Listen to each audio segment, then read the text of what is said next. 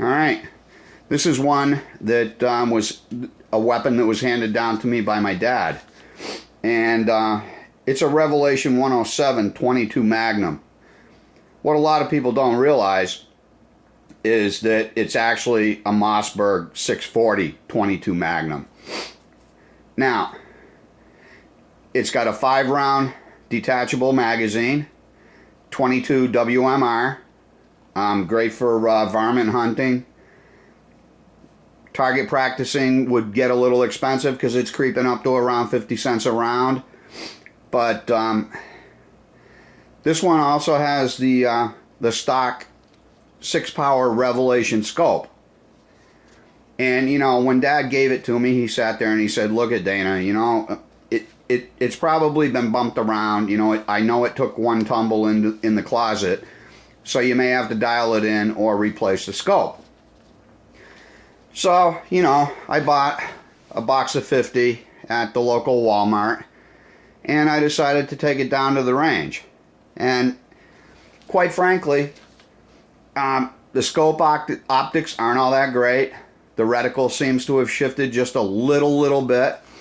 But this is a pristine example. I mean, they started making these things in 1958.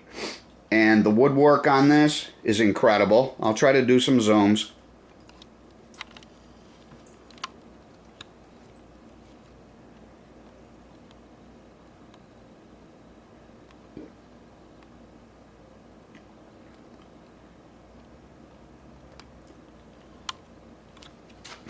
And there's the target.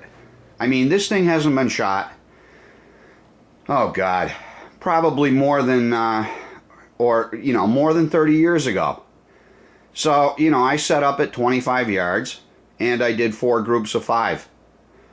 The first group, you know, and keep in mind, as I tell you in all my other videos, I've still got one cataract that needs to be operated on.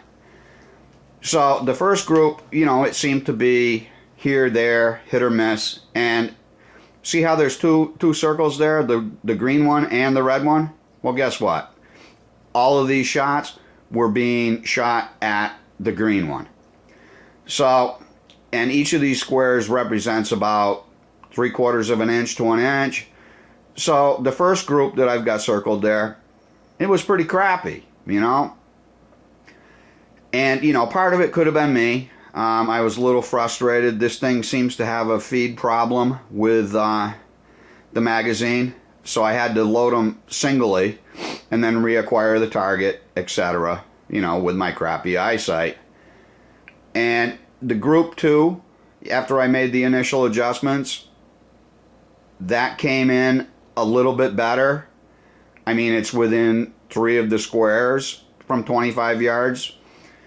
And then, you know, I made made a couple more adjustments, and group 3 and group 4 just merged.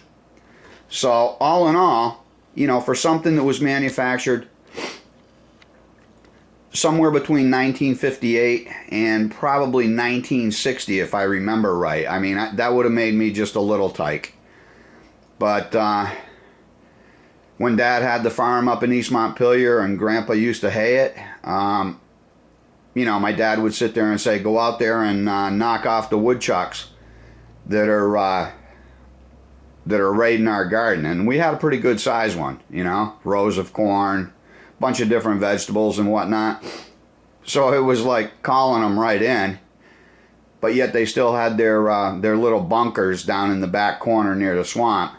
And you know, I know a lot of people are saying, you know, you shouldn't shoot or hurt, you know, the harmless little animals.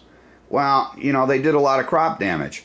So, you know, we depended on some of that food, so the old man made it worth my while. You know, he put a bounty on certain things. And I don't know how many I took out. I know he got ticked off with me killing the barn swallows up above what he made into a garage, because I think he offered me a quarter apiece, and he came home one night and oh God, I must have had 40 of them.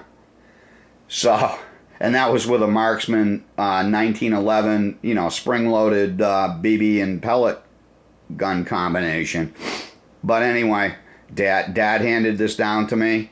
I'm going to figure out what the problem is with the magazine so that it'll be able to be loaded up with 5 rounds of 22 Magnum of your choice. There's a bunch of them out there. And I'm going to get this thing brought back to life because it is absolutely beautiful. I hope that I can sit there and retain the original Revelation scope that matches the Revelation 107, which, like I said, is in reality a Mossberg 640. And keep this one in the family. Alright, hope you enjoyed it. I'm out of here.